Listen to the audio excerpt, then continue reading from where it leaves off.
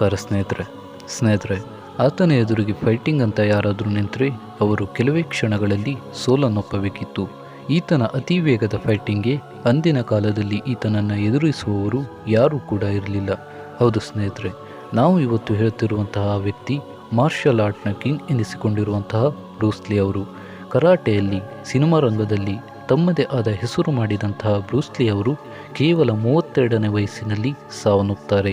ಇವರ ಈ ಸಾವಿಗೆ ಕಾರಣವಾದರೂ ಏನು ಹಾಗೂ ಬ್ರೂಸ್ ಲೀ ಅವರ ಜೀವನದ ಒಂದಿಷ್ಟು ಮಾಹಿತಿಯನ್ನು ಇವತ್ತಿನ ವಿಡಿಯೋದಲ್ಲಿ ತಿಳಿಸ್ಕೊಡ್ತೀವಿ ಅಂತ ಹೇಳ್ತಾ ಇವತ್ತಿನ ಕಥೆಯನ್ನು ಶುರು ಮಾಡ್ತಿದ್ದೀವಿ.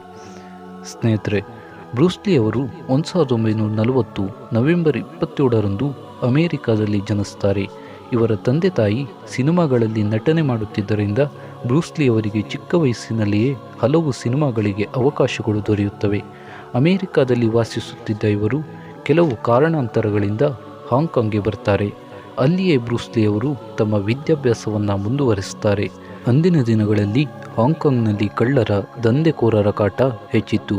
ಯಾರಾದರೂ ಹೊರಗಡೆ ಒಂಟಿಯಾಗಿ ಸಿಕ್ಕರೆ ಅವರನ್ನು ಲೂಟಿ ಮಾಡುತ್ತಿದ್ದರು. 14ರ ವಯಸ್ಸಿನಲ್ಲಿದ್ದ ಬ್ರೂಸ್ ಲೀ ಅವರು ಒಂದು ದಿನ ಎಂದಿನಂತೆ ಶಾಲೆಯನ್ನು ಮುಗಿಸಿಕೊಂಡು ಮನೆಗೆ ಬರುತ್ತಿರುವಾಗ ಯಾರೋ ಅಪರಿಚಿತ ವ್ಯಕ್ತಿಗಳು ಬ್ರೂಸ್ ಲೀಗೆ ಸರಿಯಾಗಿ ಹೊಡೆದು ಕಳಿಸ್ತಾರೆ. ತನ್ನ ಆತ್ಮರಕ್ಷಣೆಯನ್ನು ಮಾಡಿಕೊಳ್ಳುವಲ್ಲಿ ಬ್ರೂಸ್ ಲೀ ಇನ್ನೂ ಶಕ್ತವಾಗಿಲ್ಲದಿದ್ದರಿಂದ ಅವರಿಗೆ ಏನು ಮಾಡಲಾಗದೆ ಮನೆಗೆ ಬರ್ತಾರೆ. ಮನೆಗೆ ಬಂದಂತಹ ಬ್ರೂಸ್ ಲೀ ಅವರು ನಡೆದ ಘಟನೆಯ ಬಗ್ಗೆ ಯೋಚಿಸಿ ತನ್ನನ್ನು ತಾನು ರಕ್ಷಣೆ ಮಾಡಿಕೊಳ್ಳಬೇಕು, ಇಲ್ಲವಾದರೆ ಮತ್ತೊಮ್ಮೆ ಇಂತಹ ಘಟನೆ ನಡೆದರೂ ನಡೆಯಬಹುದು ಎಂದು ಆಲೋಚಿಸುತ್ತಾರೆ. ಆಗ ಅವರ ಮನಸ್ಸಿಗೆ ಬಂದದ್ದೇ ಮಾರ್ಷಲ್ ಆರ್ಟ್.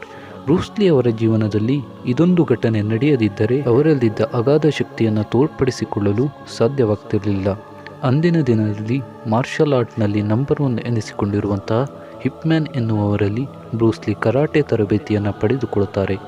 ತಮ್ಮ ಕರಾಟೆ ತರಬೇತಿ ಮುಗಿದ ಮೇಲೆ ಹಿಂದೊಮ್ಮೆ ಕಂಡಂತಹ ಅಪರಿಚಿತರ ಗುಂಪು ಬ್ರೂಸ್ ಲೀ ಅವರಿಗೆ ಕಾಣಿಸಿಕೊಳ್ಳುತ್ತದೆ. ಆದರೆ ಈಗ ಹಿಂದಿನ ಹಾಗೆ ಬ್ರೂಸ್ ಲೀ ಇರಲಿಲ್ಲ. ತನ್ನ ಗುರುಗಳು ಕಲಿಸಿದ ಕರಾಟೆಯನ್ನು ಬ್ರೂಸ್ ಲೀ ಈ ಗುಂಪಿನ ಮೇಲೆ ಪ್ರಯೋಗಿಸುತ್ತಾರೆ.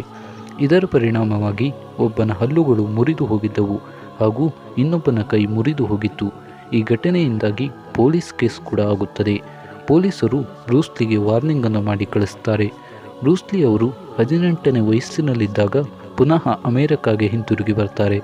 ಅಮೆರಿಕಾದಲ್ಲಿ ಒಂದು ರೆಸ್ಟೋರೆಂಟ್ನಲ್ಲಿ ಕೆಲಸವನ್ನು ಮಾಡ್ತಾರೆ. ಸ್ವಲ್ಪ ಕಾಲಗಳ ನಂತರ ವಾಷಿಂಗ್ಟನ್ನಲ್ಲಿ ಫಿಲಾಸಫಿ ಕೋರ್ಸ್ನಲ್ಲಿ ಸೇರಿಕೊಳ್ತಾರೆ. ಇವೆಲ್ಲದರ ನಡುವೆ ಬ್ರೂಸ್ ಲೀ ಅವರು ಬಿಡುವಿನ ವೇಳೆಯಲ್ಲಿ ಮಾರ್ಷಲ್ ಆರ್ಟ್ನ ತರಬೇತಿಯನ್ನು ಪಡೆದುಕೊಳ್ಳುತ್ತಿದ್ದರು. ಮುಂದೆ ಹೋದಂತೆ ಬ್ರೂಸ್ ಲೀ ಅವರ ಫೈಟಿಂಗ್ ಸ್ಟೈಲ್ಗಳನ್ನು ಆತನ ಸ್ನೇಹಿತರು ತುಂಬಾ ಇಷ್ಟಪಡುತ್ತಿದ್ದರು. ಹಾಗೆಯೇ ಅವರೆಲ್ಲರೂ ಮಾರ್ಷಲ್ ಆರ್ಟನ್ನು ಕಲಿಯೋದಾದರೆ ಅದು ಬ್ರೂಸ್ ಲೀಯಲ್ಲಿಯೇ ಎಂದು ತೀರ್ಮಾನಿಸಿದರು. ಸ್ನೇಹಿತರ ಪ್ರೋತ್ಸಾಹ ಹಾಗೂ ಬೆಂಬಲದಿಂದ ಬ್ರೂಸ್ ಲೀ ಅವರು 1963ನೇ ಇಸ್ವಿಯಲ್ಲಿ ಜನ್ ಫನ್ ಗ್ಯಾಂಗ್ ಫು ಎನ್ನುವಂತಹ ಇನ್ಸ್ಟಿಟ್ಯೂಟನ್ನು ಪ್ರಾರಂಭಿಸುತ್ತಾರೆ. ಹಾಗೆಯೇ ಮುಂದಿನ ದಿನಗಳಲ್ಲಿ ಅವರ 2ನೆಯ ಇನ್ಸ್ಟಿಟ್ಯೂಟನ್ನು ಕೂಡ ಪ್ರಾರಂಭಿಸಿದರು. ಇದರಿಂದಾಗಿ ಬ್ರೂಸ್ ಲೀ ಅವರ ಹೆಸರು ಸ್ವಲ್ಪವೇ ಪ್ರಚಾರವಾಗಲು ಪ್ರಾರಂಭವಾಗಿತ್ತು. ಕೆಲವೊಂದಿಷ್ಟು ಜನ ಬ್ರೂಸ್ ಲೀ ಅವರು ಎತ್ತರದ ಮಟ್ಟಕ್ಕೆ ಬೆಳೆಯುತ್ತಿದ್ದಾರೆ ಎಂಬ ಉದ್ದೇಶಕ್ಕಾಗಿ ಅವರ ವಿರುದ್ಧ ನಿಂತು ಮಾತನಾಡ್ತಾರೆ. ಆದರೆ ಬ್ರೂಸ್ ಲೀ ಅವರು ಇದ್ಯಾವುದಕ್ಕೂ ತಲೆಯನ್ನು ಕೆಡಿಸಿಕೊಳ್ಳುವುದಿಲ್ಲ. ಮುಂದೆ ಹೋದಂತೆ ಬ್ರೂಸ್ ಲೀ ಅವರು ಜೆಟ್ ಕುಂಡೋ ಎನ್ನುವಂತಹ ಹೊಸ ಹಾಗೂ ವಿಭಿನ್ನ ಮಾರ್ಷಲ್ ಆರ್ಟನ್ನು ಕಂಡುಹಿಡಿತಾರೆ. ಹಾಗೆಯೇ ಬ್ರೂಸ್ ಲೀ ಅವರ 1 ಇಂಚ್ ಪಂಚ್ ಇದು ಆಗಿನ ಕಾಲದಲ್ಲಿ ಹೊಸ ಸಂಚಲನವನ್ನೇ ಸೃಷ್ಟಿಸಿತ್ತು. ಹೆಡ್ ಪಾರ್ಕರ್ ಎನ್ನುವಂತಹ ಕರಾಟೆ ಶೋನಲ್ಲಿ ಬ್ರೂಸ್ ಲೀ ಅವರು ತಾವು ಕಂಡುಹಿಡಿದ 1 ಇಂಚ್ ಪಂಚ್ ಅನ್ನು ಪ್ರಯೋಗಿಸುತ್ತಾರೆ. ಇದರ ಪರಿಣಾಮವಾಗಿ ಎದುರಿಗಿದ್ದ ವ್ಯಕ್ತಿ ಸುಮಾರು ದೂರಕ್ಕೆ ಹೋಗಿ ಬೀಳುತ್ತಾನೆ. ಇದನ್ನು ನೋಡಿದ ಪ್ರೇಕ್ಷಕರು ಒಮ್ಮೆಲೆ ಆಶ್ಚರ್ಯಪಟ್ಟಿದ್ರು. ಹಾಗೆ ಬ್ರೂಸ್ ಲೀಯ 1 ಇಂಚ್ ಪಂಚ್ಗೆ ಆಗಿನ ಕಾಲದಲ್ಲಿ ಎಷ್ಟೋ ಮಂದಿ ಬ್ರೂಸ್ ಲೀ ಅವರ ಫ್ಯಾನ್ ಆಗಿದ್ದು ಕೂಡ ಉಂಟು. ಮುಂದೆ ಹೋದಂತೆ ಬ್ರೂಸ್ ಲೀ ಅವರು ತಮ್ಮ ಕಾಲೇಜಿನಲ್ಲಿ ಓದುತ್ತಿದ್ದಂತಹ ಲಿಂಡಾ ಎಮರೆ ಎನ್ನುವವರನ್ನು ಮದುವೆ ಆಗ್ತಾರೆ.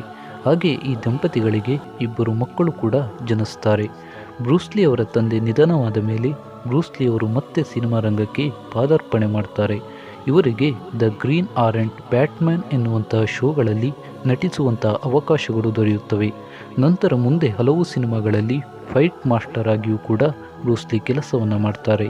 ಮುಂದೆ ಹೋದಂತೆ ಬ್ರೂಸ್ ಲೀ ಅವರು ಪುನಃ ಹಾಂಗ್ಕಾಂಗ್ನಲ್ಲಿ ತೆರಳಿ ರಿವೆಂಜ್ ಚಾವ್ ಎನ್ನುವಂತಹ ನಿರ್ಮಾಪಕರೊಂದಿಗೆ ಸೇರಿ ದ ಬಿಗ್ ಬಾಸ್ ಎನ್ನುವಂತಹ ಸಿನಿಮಾವನ್ನು ಮಾಡ್ತಾರೆ. ಅಂದಿನ ಕಾಲದಲ್ಲಿ ಈ ಸಿನಿಮಾ ಬಾಕ್ಸ್ ಆಫೀಸನ್ನೇ ಧೂಳಿಪಟ ಮಾಡಿತ್ತು. ಕೇವಲ ಮಾರ್ಷಲ್ ಆರ್ಟ್ ತರಬೇತಿಯನ್ನು ನೀಡುತ್ತಿದ್ದ ಬ್ರೂಸ್ಲಿ ಬಿಗ್ ಬಾಸ್ ಸಿನಿಮಾದ ಯಶಸ್ಸಿನಿಂದಾಗಿ ಅಂತಾರಾಷ್ಟ್ರೀಯ ಸ್ಟಾರ್ ಆಗಿ ಬೆಳೀತಾರೆ. ಈ ಸಿನಿಮಾದ ಯಶಸ್ವಿಗೆ ಮುಖ್ಯವಾಗಿ ಕಾರಣವಾದಂಥದ್ದು ಬ್ರೂಸ್ಲಿ ಅವರ ಫೈಟಿಂಗ್.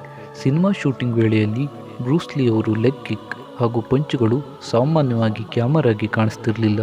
ಹಾಗೆಯೇ ಬ್ರೂಸ್ಲಿ ಅವರ ಫೈಟಿಂಗ್ ಸೀನನ್ನು ಸ್ಲೋ ಮೋಷನ್ಗೆ ಕನ್ವರ್ಟ್ ಮಾಡಿ ಎಡಿಟಿಂಗ್ ಮಾಡುತ್ತಿದ್ರು ಅಂತ ಹೇಳಲಾಗುತ್ತೆ. ಅಂತಂದರೆ ಬ್ರೂಸ್ಲಿ ಅವರ ಕಿಕ್ಗಳು ಅದೆಷ್ಟು ವೇಗವಾಗಿದ್ವು ಅಂತ ನೀವೇ ಯೋಚನೆ ಮಾಡಿ ನೋಡಿ. ಇನ್ನು ಬ್ರೂಸ್ಲಿ ಅವರು ಒಂದು ದಿನದಲ್ಲಿ 2000 ಪಂಚ್ಗಳು, 1000 ಕಿಕ್ಗಳು, 5 ಕಿಲೋಮೀಟರ್ ಓಟ, ಸ್ಕಿಪ್ಪಿಂಗ್ ಹೀಗೆ ಮುಂತಾದ ಸ್ಕಿಲ್ಗಳನ್ನು ಮಾಡುತ್ತಿದ್ದರು. ಮುಂದೆ ಹೋದಂತೆ ಫಿಸ್ಟ್ ಆಫ್ ಫ್ಯೂರಿ ಎನ್ನುವಂತಹ ಮತ್ತೊಂದು ಸಿನಿಮಾದಲ್ಲಿ ನಟನೆ ಮಾಡ್ತಾರೆ. ಈ ಸಿನಿಮಾದಲ್ಲಿ ಬ್ರೂಸ್ಲಿ ಅವರು ನಾನ್ ಚೆಕ್ ಎನ್ನುವಂತಹ ಹೊಸ ಅಸ್ತ್ರವನ್ನು ಪರಿಚಯಿಸ್ತಾರೆ. ಅಂದಿನ ದಿನದಲ್ಲಿ ಈ ಸಿನಿಮಾ ಎಲ್ಲ ದಾಖಲೆಗಳನ್ನು ಮುರಿದು ಬ್ರೂಸ್ಲಿ ಅವರಿಗೆ ದೊಡ್ಡ ಮಟ್ಟದ ಯಶಸ್ಸನ್ನು ತಂದುಕೊಡುತ್ತದೆ. ಹಾಗೆಯೇ ಮುಂದೆ ಅವರೇ ಬರೆದು ನಿರ್ದೇಶನ ಮಾಡಿದಂತಹ the way of the dragon ಎನ್ನುವಂತಹ ಸಿನಿಮಾವನ್ನು ಮಾಡ್ತಾರೆ.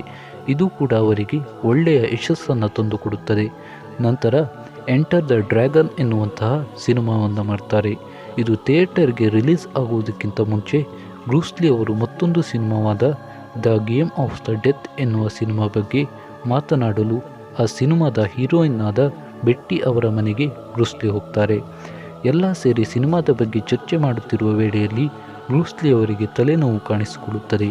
ಇದನ್ನು ಗಮನಿಸಿದ ಬೆಟ್ಟಿ ಬ್ರೂಸ್ಲಿ ಅವರಿಗೆ ಅಕ್ವಾಜಾಸಿಕ್ ಎನ್ನುವಂತಹ ಮಾತ್ರೆಯನ್ನು ಕೊಡ್ತಾರೆ. ಅದನ್ನು ನುಂಗಿದ ಬ್ರೂಸ್ಲಿ ಒಂದು ರೂಮ್ಗೆ ಹೋಗಿ ಮಲಗಿಕೊಳ್ತಾರೆ. ಮಲಗಿದಂತಹ ಬ್ರೂಸ್ಲಿ ಮತ್ತೆ ಏಳಲಿಲ್ಲ. ಇದನ್ನು ನೋಡಿ ಅವರನ್ನು ಆಸ್ಪತ್ರೆಗೆ ಕರೆದೊಯ್ತಾರೆ. ಆದರೂ ಕೂಡ ಏನೂ ಪ್ರಯೋಜನವಾಗಲಿಲ್ಲ. ಬ್ರೂಸ್ಲಿ ಅವರನ್ನು ಪರೀಕ್ಷಿಸಿದ ಡಾಕ್ಟರ್ ಬ್ರೂಸ್ಲಿ ಅವರ ಸಾವಿಗೆ ಅಕ್ವಾಜಾಸಿಕ್ ಮಾತ್ರೆಯೇ ಕಾರಣ ಎಂದು ವೈದ್ಯಕೀಯ ರಿಪೋರ್ಟನ್ನು ನೀಡ್ತಾರೆ. 1973 ಜುಲೈ 23ರಂದು ಬ್ರೂಸ್ಲಿ ಅವರು ಇಹಲೋಕವನ್ನು ತ್ಯಜಿಸುತ್ತಾರೆ.